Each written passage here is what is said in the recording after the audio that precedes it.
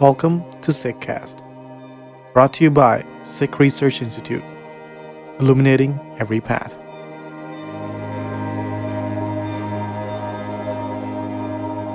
Introducing Paigham-i-Goya, Expression of Love, new translations of a selection of ghazals from Bhai Nand Lal Goya.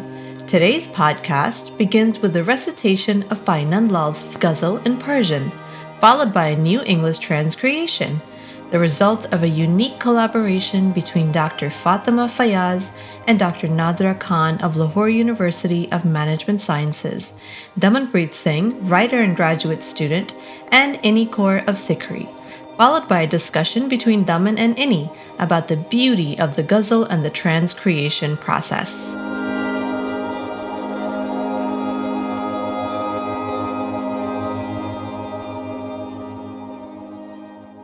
هوای بندگی آورد در وجود مرا، وگرنه ذوق چنین آمدن نبود مرا.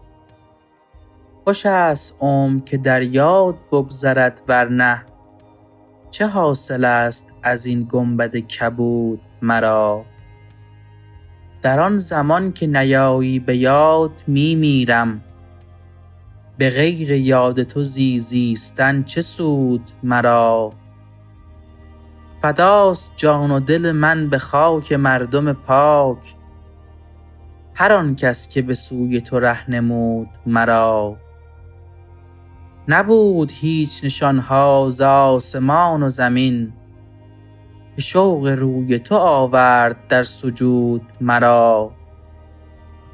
به غیر یاد تو گویا نمیتوانم زیست، به سوی دوست رهایی دهند زود مرا.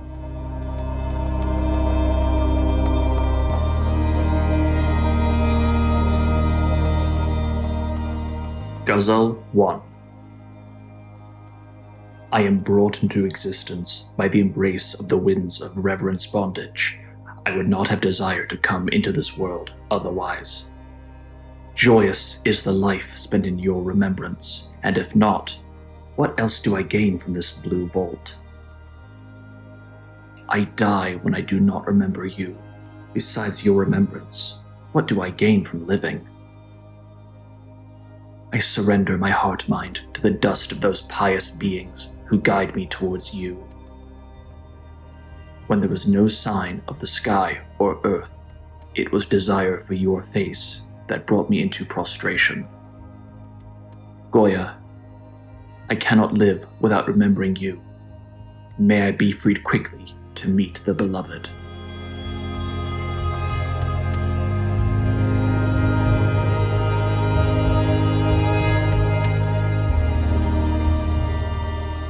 Guru Fateh, this is Inni Kaur, and it's going to be a treat for me particularly to have Daman Singh, who's going to be joining me in this podcast. Over the year, I think it's been over a year and a half that we've been working on the ghazals of Bhai Nand Lal. And Daman has been so vital to this translation, and it's really lovely that I get to spend the next 45 minutes or so with him and to talk about something which is dear to my heart. And I know it's very dear to many of the Sikhs. So Daman, welcome. And I want to begin by asking you, why is Bhai Nand Lal important? Yeah, thanks for having me here. Bhai Nand Lal is an interesting figure, I think. He's very important in Sikh memory, and we know of his writings, and oftentimes we might even hear them sung. But I think there might be, I think one of the reasons we did this project is because we felt like there was maybe a gap between that memory and us being kind of as Sikhs deeply engaged with his writings. Bhai Nand Lal was born in 1633. He was senior to Guru Gobind Singh, born in Ghazni, Afghanistan, kind of during the Mughal period. He kind of was adept at poetry from his childhood and was kind of born in a family that was somewhat elite. His father worked for the Mughals, And he also, in his early adult life, worked for the Mughal state. Until late in his life, he decided to travel to Anandpur after kind of resigning his post with the Mughal state, of which there were various. And kind of late in his life, he traveled to Anandpur and became one of the poets of Guru Gobind Singh. It's also important to note here that his introduction to Guru Gobind Singh was through his wife, who was of a Sikh background. And Bhai Nand Lal traveled, some sources say in 1682, but it's not entirely clear when this happened. But he traveled to Anandpur to meet the Guru after, having served for the Mughal state and had this kind of administrative career, and spent his days with the Guru as kind of a poet, as a figure in the court. Sources say that he kept a langar at Anandpur, which the Guru kind of commended as a model for other langars. And he also wrote quite a bit of poetry and other texts in Persian, Arabic, and Punjabi. And as I said, kind of his texts have a place of their own in the Sikh canon. And they're, I think, very fondly remembered and also significant for kind of giving us a glimpse into the court of the Guru and also giving us a glimpse into the relationship Bhai Nand Lal had with the Guru. And we've translated just 12 ghazals of 63 from perhaps maybe, I don't know if this is true, but in my mind, this is perhaps the most well-known of his works, what's known as Divan-i-Goya, which are a set of 63 ghazals that he composed during his time at the Guru's court. You said something that we listen to it. We hear it in the Gurdwara sometimes. And I remember, about 5 years back, one night when I couldn't sleep, it was because of the accident that I had had. And I was listening to the Kirtan from Darbar Sahib. It was somewhere probably early morning, 2, 3, and I'm not quite sure what it was. And there I was hearing this Shabad, and I couldn't figure out, I was so moved by it that the next morning that I said, let me find out more about this Shabad. And I realized at that point that it was of Bhai Nand Lal. And that's when my journey began into his writings.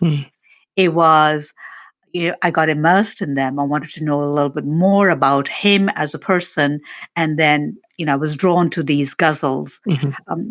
So how did you encounter, because he's not someone that, it's not, his work is not in the Guru Granth Sahib. This is not even sung that much in the Gurdwara. So how did you encounter Bhai Nand Lal?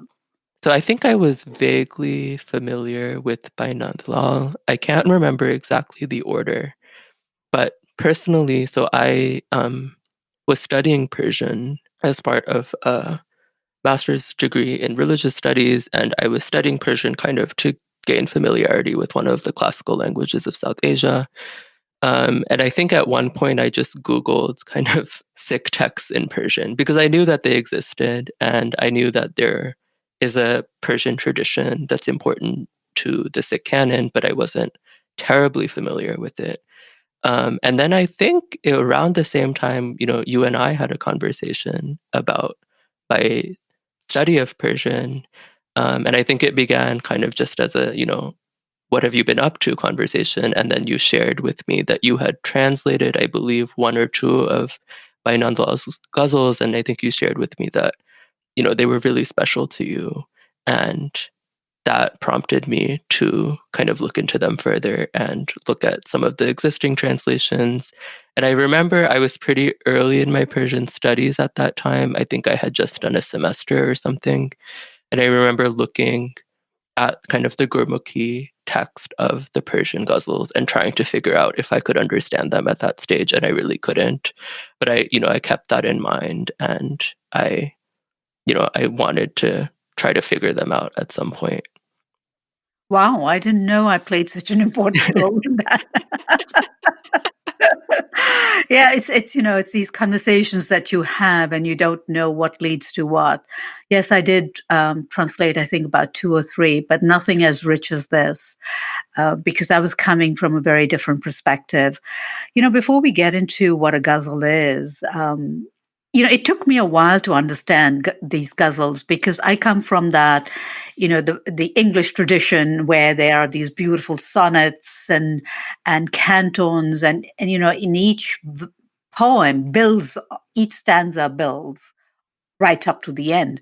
And getting into the ghazals where I couldn't figure out how this was working, how that system was working, the genre was working, because each ghazal, each couplet, each share is independent. There is no continuation of thought. Mhm.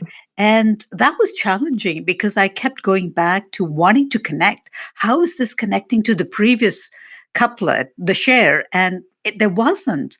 And it was frustrating until I went back to study the genre. And once I studied that, and when I realized that these were independent, it made things a lot easier. And also then I realized after studying that, the theme of the ghazal in classical Urdu and Persian poetry is about love, Mhm. and mostly unrequited. Mhm. And it said that what I loved about it was it said that the ghazals are almost always written to be read out by the lover to the mashuk, to the beloved. Now, one could take it as a lowercase b or an uppercase b. I'm not even going to get into that. To me, it is a conversation between the lover and the beloved.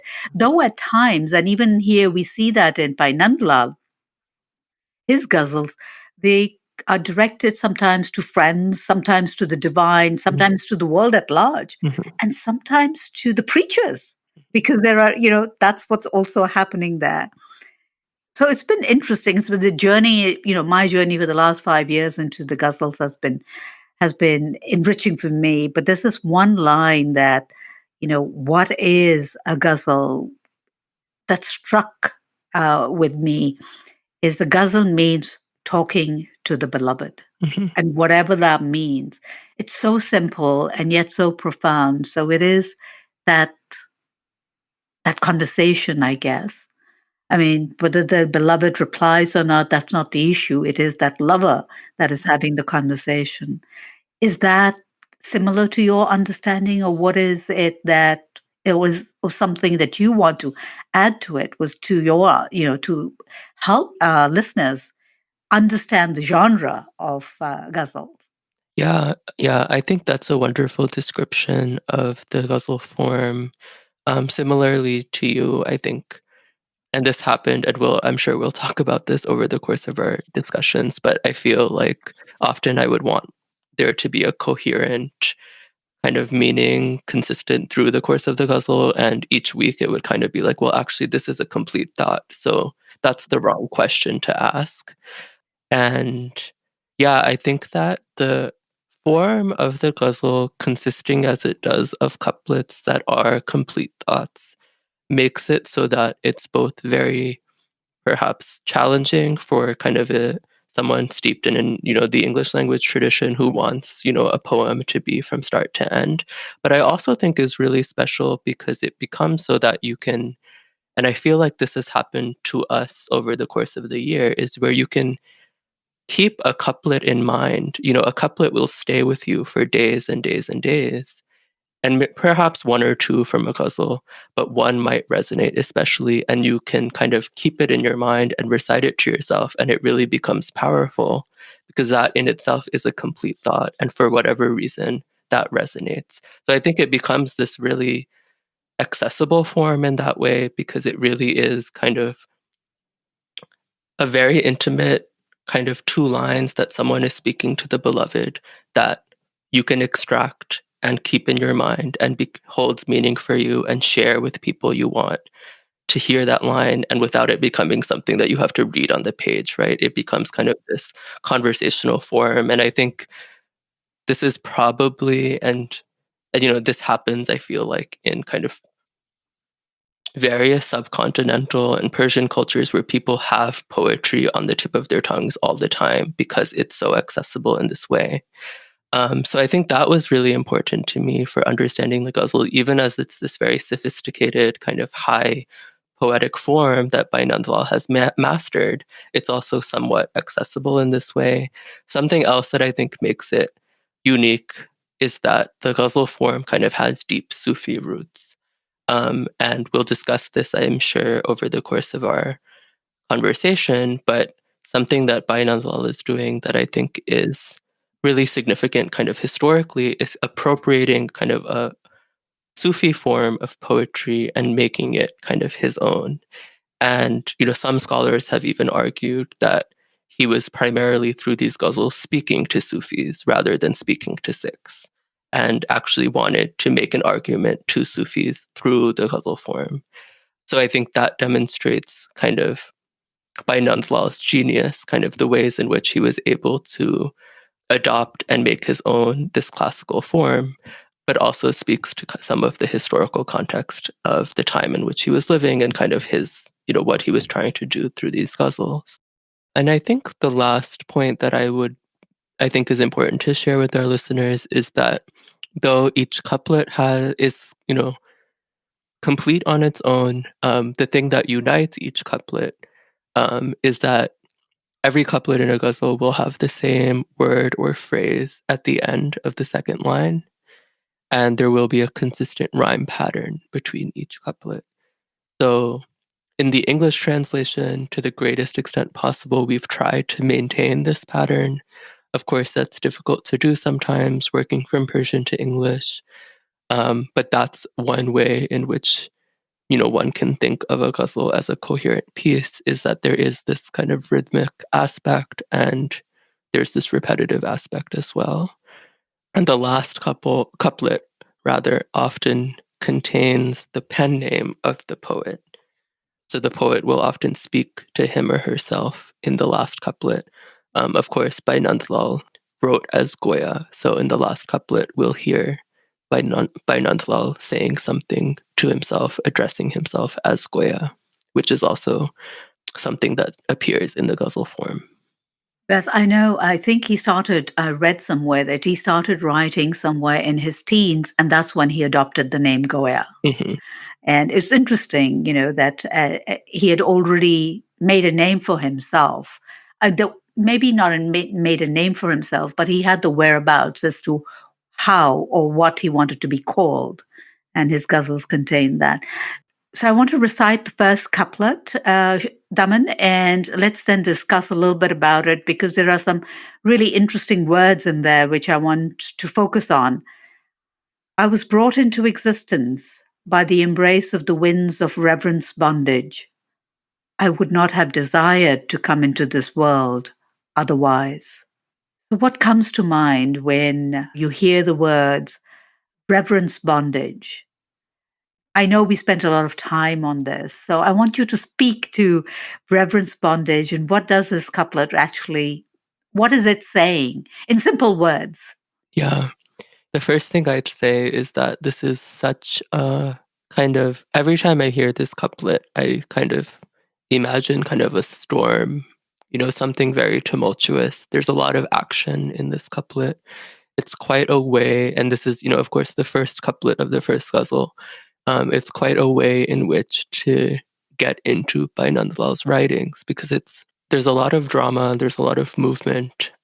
He's talking about coming into existence, kind of being born, coming into this world. So I think this is maybe one of the most famous of his couplets because it's the first and because it's from the first ghazal, but also I think because it is such a powerful image.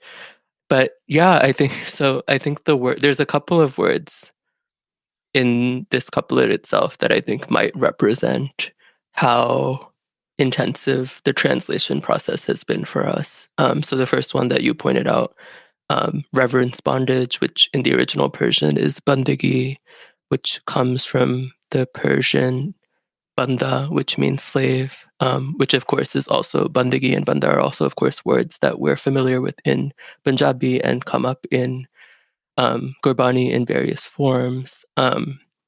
And we ultimately didn't translate bandagi as slavery, but rather as reverence bondage. So we've translated it both as two words and perhaps not in the most literal way, because I think this is a great example of how it was important for us in the translation process to think about how can we convey the intimacy and drama and all the depths of meaning in the original to a present day reader who might not have any Persian or even Punjabi background, who is trying to understand the depth and the intimacy of the connection Bhai Nand Lal is conveying to us. And it's not even depth and intimacy. I think that's an understatement. It's actually coming into the world. He's describing his encounter with the beloved, the friend, the divine, the guru, etc., as actually a rebirth of some sort.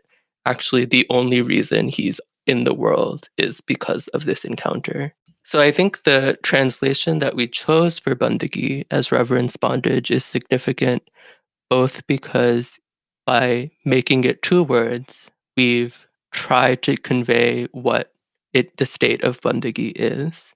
And by using the word bondage in specific rather than slavery, we tried to consider, and we did consider the fact that, the word slavery today means something very different from what it would have meant to Bhai Nand Lal or to other Persian speakers and writers in the time in which he was writing.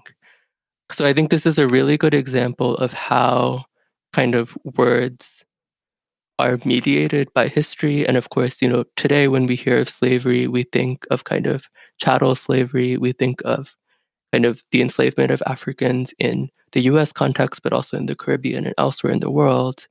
And what Bhai Nand Lal is going for is actually thinking about a relationship of utter surrender to the divine and to the beloved and to the guru.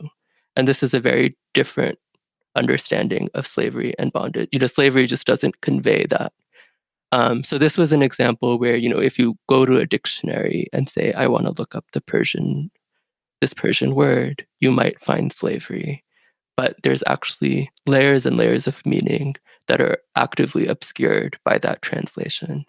But I do think, this is one of, as I said before, this is, such a powerful image, and he's conveying what will often come up in his ghazals, which is a state of utter surrender and a state also of complete,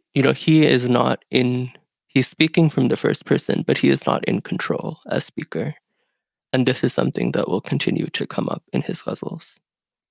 It's the depth of his love. It is only when there is so much love within that the beloved has taken a form that it has actually colored you. And comes up in Gurbani again, that you are immersed, you are dyed in that love, that you surrender to that love.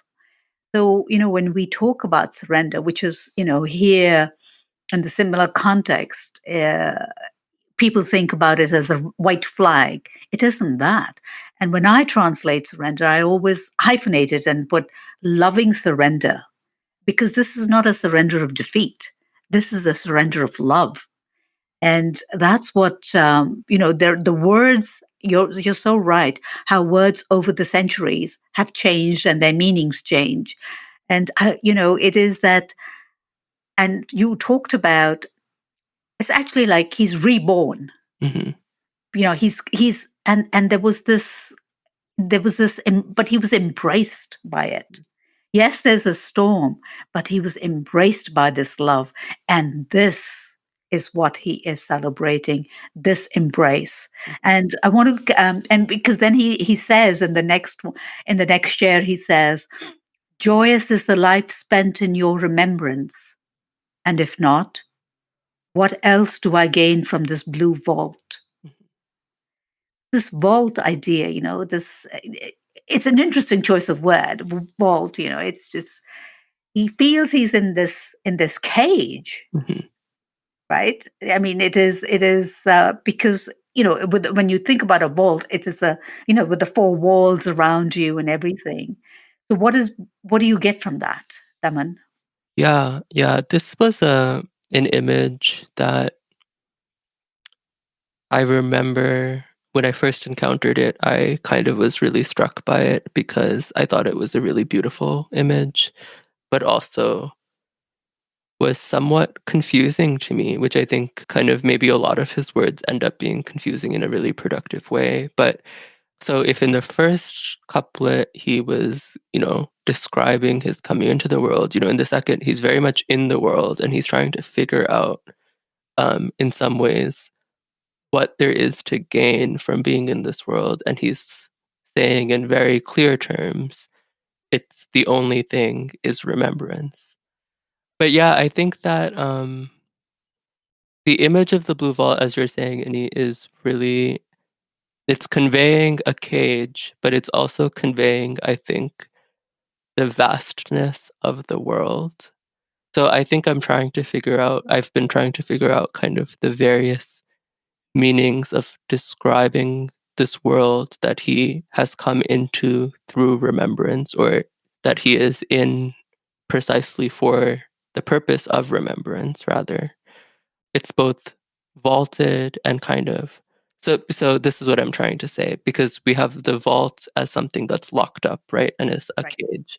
But also we have, beautiful vaulted cathedral ceilings that are soaring, right? And obviously he's not referring to kind of, European medieval architecture or whatever, but I think I've been trying to figure out kind of there's a vastness that's conveyed by describing the sky as such, but there's also this limitedness, and there's this awareness that existence under this blue vault is both extraordinarily vast, but also extraordinarily limited. But its vastness comes precisely from remembrance. Yeah, and that's what I love the play. You're in a vault, but it's blue. So the earth, I mean, our living is, yes, we are here, but this is not it. Right. But as vast and as a magnificent and as blue it is, but this is not it. And then the next couplet he says, I die when I do not remember you. Besides your remembrance, what do I gain from living? Yeah. Yeah. And here again, we have these very strong, very powerful, Yes. it's life and death. Yes. Um, and death, he's also suggesting, and this is a concept that will come up in Gurbani, is that death is possible while living, right? And he's saying, if remembrance was absent, even as I was under this blue vault, it would actually be death. And, in the English and also in the original Persian, it is very definitive. It is I die. It isn't that I would be living a life akin to death, but it actually is death. Yeah. But that's the depth of love for the lover and the beloved. It is that strong connection. But besides you, there's nobody else. Right. And if I have to lose this remembrance, I'm dead. Right. But it's also in Gurbani. It is, I am living, I am alive when I remember you. Otherwise, I am dead because I'm just flesh and bones, right? Just the body. So it's that remembrance is when you are alive. And this is that interesting play which, you go back and forth with Gurbani and with his ghazals, that's beautiful connection. And it's like going in and out of both things. Mhm. And the fourth one, I surrender my heart mind to the dust of those pious beings who guide me towards you. I mean, now he's softening. Yeah. There's a change, and I've been engaged with the Gunbanti Shabad, Mhm. and this actually, when I heard this, my mind straight went there, because there it is about the Gursikh, that whichever Sikh of the Guru I see, may I bow again at their feet, Mhm. because they will lead me towards you. So this to me spoke to that. Mhm. Your thoughts, Daman? Yeah, I think that is a really wonderful connection. And the way you said that, I think, really resonates with me, is that it does feel, upon reading any of his ghazals, it does feel like you're coming in and out of Gurbani, because there are so many references, but also because of the way in which it's so intimately written, you're kind of you're able to become intimate in some ways, both with Bhai Nand Lal's work, but also with Gurbani and the ways in which he understands and is immersed in Gurbani. But on this couplet in particular, and I think this speaks to what we were saying earlier with each couplet being very different and very distinct from one another, is that we've now moved from a state of utter surrender and a state of kind of birth through surrender to the divine. And now we have another form of surrender, which is perhaps the same, but also perhaps very different. And this is a surrender of both heart and mind. So he's, and he says in the original, it is John or Odil, right? It is heart and mind. And it's a surrender to those who are with him in a way that's very distinct from the surrender to the beloved, but perhaps also the same.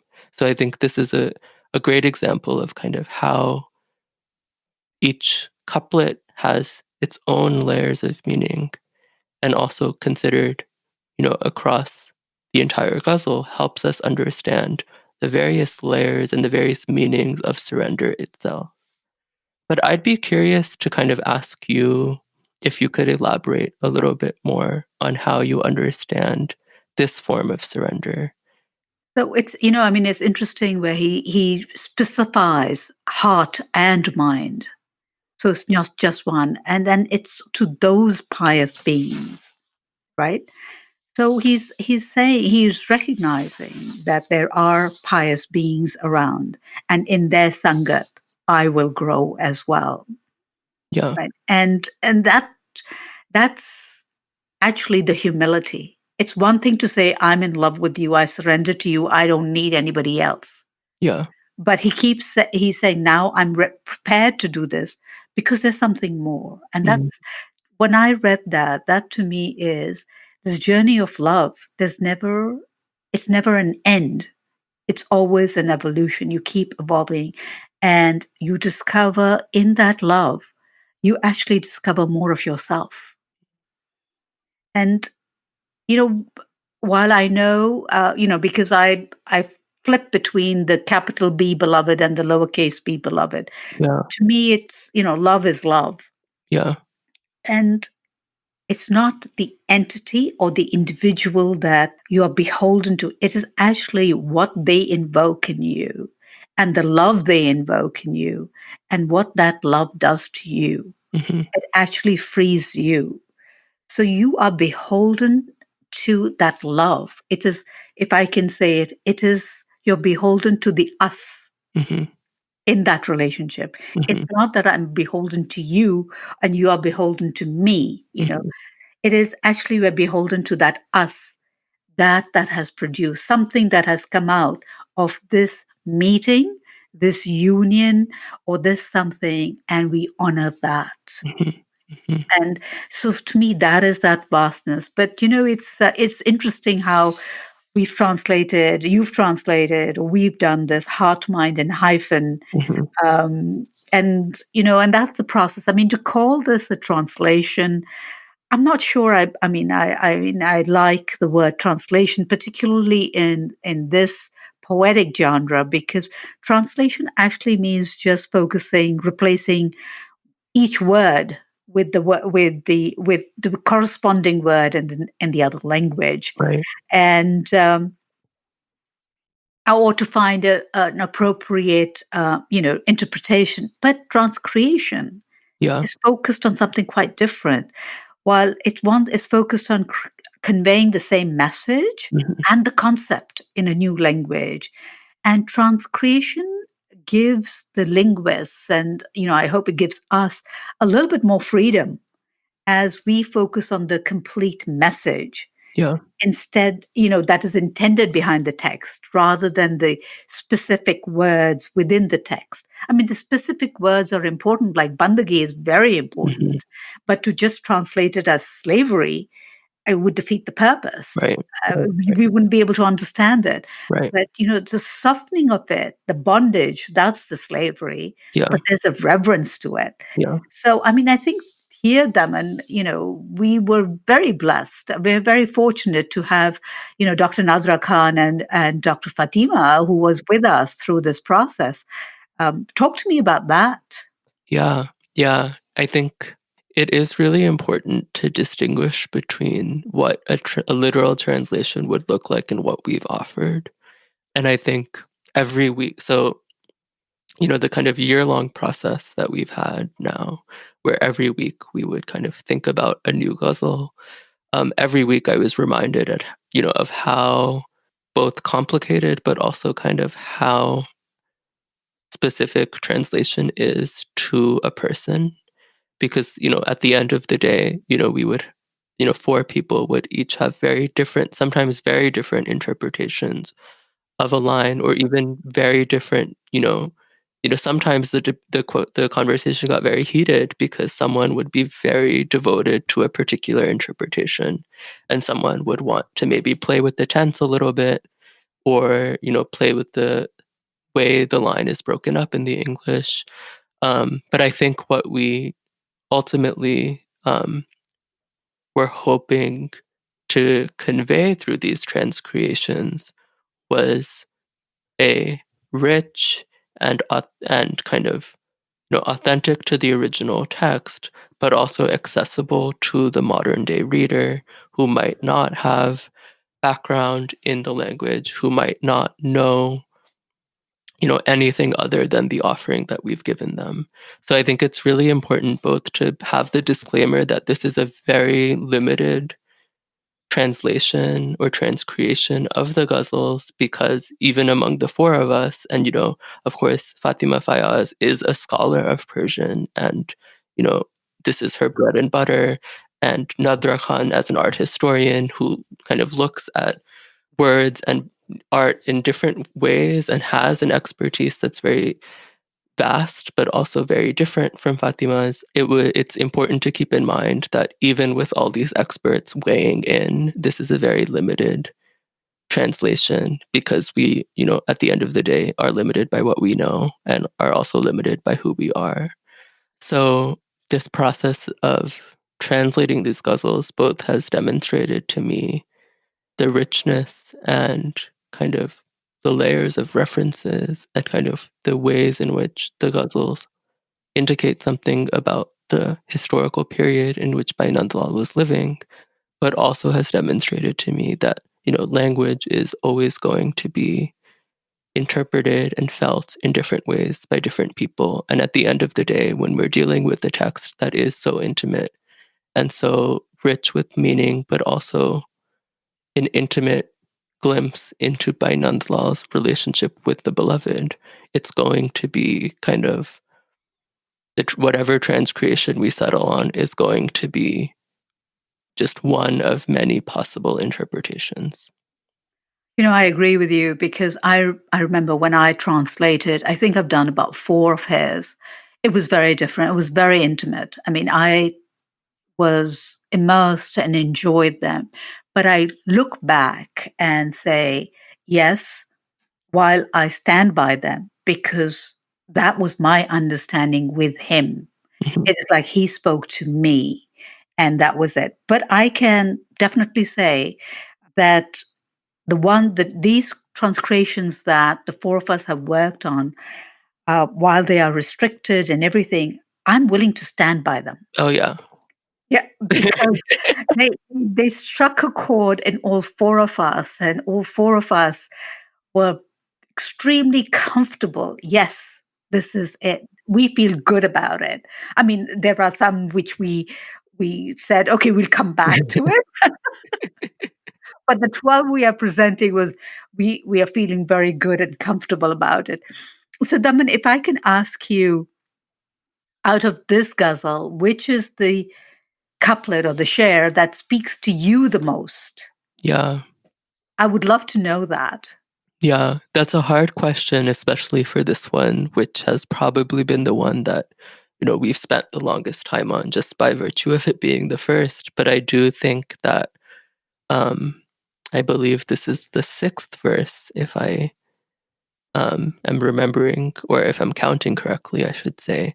But the verse that goes, "When there was no sign of the sky or earth, it was desire for your face that brought me into prostration." And I should note for listeners, the Y in your is capital. But here we have something I think that's really interesting, and I'd be curious to hear your thoughts on this couplet as well. Because again, we have this sense of Bhai Nand Lal is once again, like in the first couplet, completely surrendering to the universe. If there was the embrace of the winds in the first couplet, now there's no sign of sky or earth. He's in some ways out of his body, out of the earth, out of the blue vault. It was desire for your face that brought me into prostration. Now, this is a very specific description of the friend, beloved, divine Guru that we haven't yet seen. And we'll see in future ghazals that he does get quite specific with describing his encounter. But here it's the face that brought him into prostration. This is, and again, this is speaking to his appropriation of, kind of Sufi ghazals, where there will be these very detailed descriptions of the beloved as in human form. And I've always been struck by this degree of specificity that's brought here. Desire for your face. It's again surrender, but it's maybe a third type of surrender now, right? We've seen the surrender of kind of, reverence bondage, where it's just the winds that are sweeping him up. We've seen surrender to the pious beings who are guiding him. And now there's another type of surrender that he's introducing in the form of prostration. Yeah. I think for me it was when there was no sign of a sign of the sky or earth. And that to me was such a strong statement. It was like this was when I was in spirit. I was not Mhm. even on this planet, Right. nothing. Yet I came into here because of your face. Yeah. There was something even when I was not in human form, there was something within my essence. That's that spirit in Sufism, Mhm. that the spirit never dies. So even in that form, it was your pull that brought me into this earth. That's the way I look at it because, everything this love has to have that pull. Yeah. And it was that pull to see your face. And then when I saw your face and everything just, and that's where I've surrendered again. But actually, for me, it is that even when I was just spirit, I was just that I knew you were there. I knew there was something there. And that's what brought me here. And when I saw you, that's where I prostrated. I mean, that's the way. Yeah. I mean, that's just that essence that, every part, every cell, it's every being is yearning for you, is just you. So even in that moment, you say in that, even when I'm sleeping, I'm thinking of you. Mhm.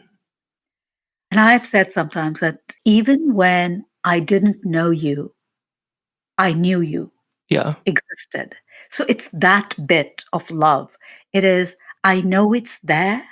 I don't know what it is, but I know it's there. Yeah. And when you encounter it, you say, this is it. I knew it, Yeah. but I couldn't place it. So now that's where he's wanting to place it.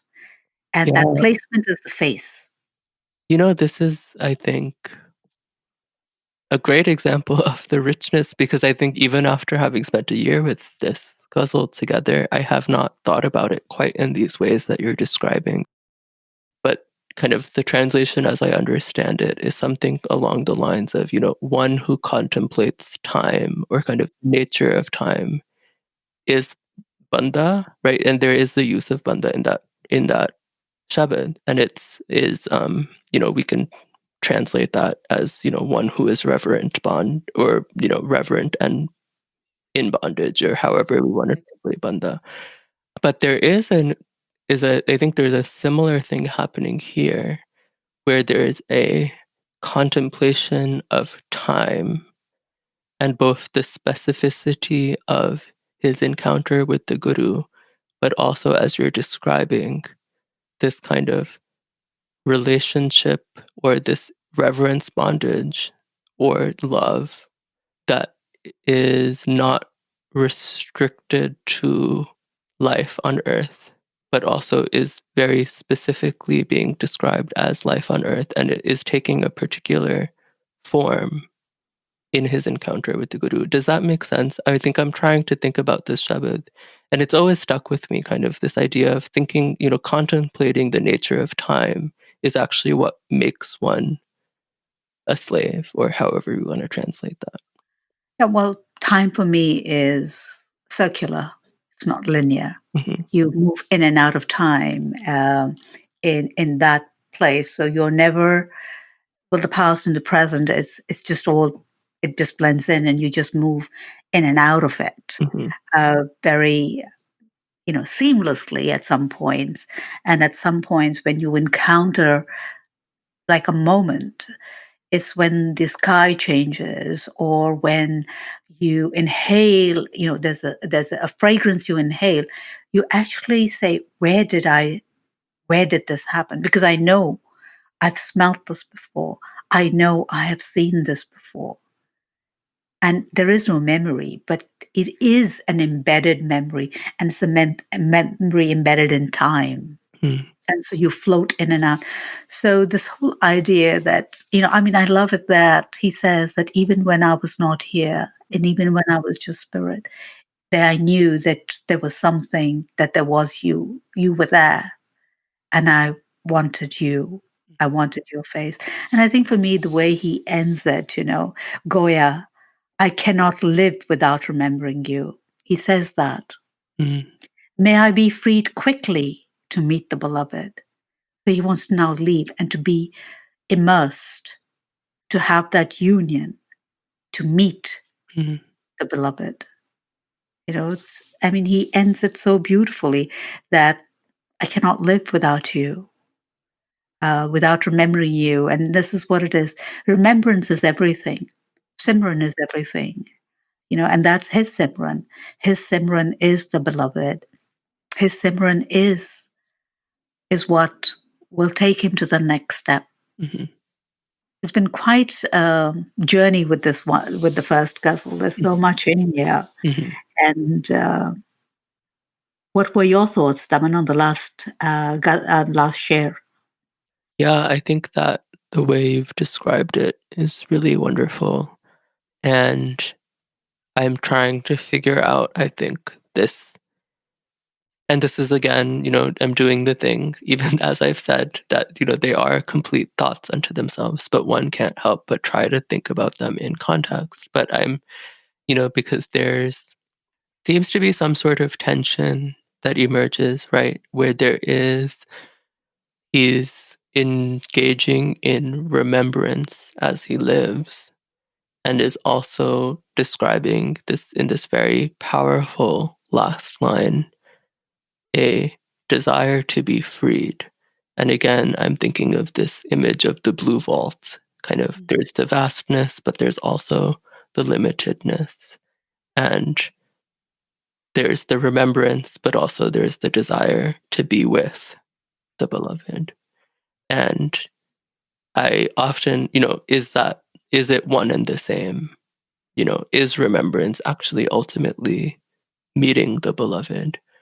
Is he challenging us to think in those ways, or is he describing something else altogether? I think those are some of the questions that are coming to my mind as we come to the end of the ghazal. But we'll never know. Right. And when you write poetry and when you write ghazals, it is in that fervor. There's something that comes, you experience something and you have to put it down. Right. What that moment was, what is he giving us a glimpse into? That is what, when I read him, okay, what is he saying? I want to see that. What is he feeling? Why am I not feeling this? that passion. I cannot live without remembering you. That's very forceful. Right. And then this idea, I want to be free quickly, very, very quickly, because I want to meet you. That rush, that yearning, that longing, that I'm waiting is all in that for me. But we'll never know. Right. We can just imagine. But he's given us so much to think about, to also actually focus, why am I not thinking like that? Right. Why am I not yearning for my beloved like that? The question, I think, for me is, am I willing to become a banda? Right. It's huge. Yeah. So that's what I get when I read him. So Daman has been really wonderful Yeah. chatting with you, and it's like re-exploring the ghazal. When I was looking at it this morning, I'm saying, I don't think I thought this a couple of months back. So Yeah. it's lovely to revisit it with you. And Yeah. I hope to continue these conversations and bring to our listeners one ghazal a month. That's what we are aiming for. So if your game, Daman, let's go for it. Yeah. I'm excited to continue. And even though it's been so many encounters with each ghazal, I think, each conversation with you always brings to me kind of a new layer of meaning, a new understanding. So that's really exciting. So it's wonderful. Thank you for tuning in and listening. Until next time, Guru Fateh Ji.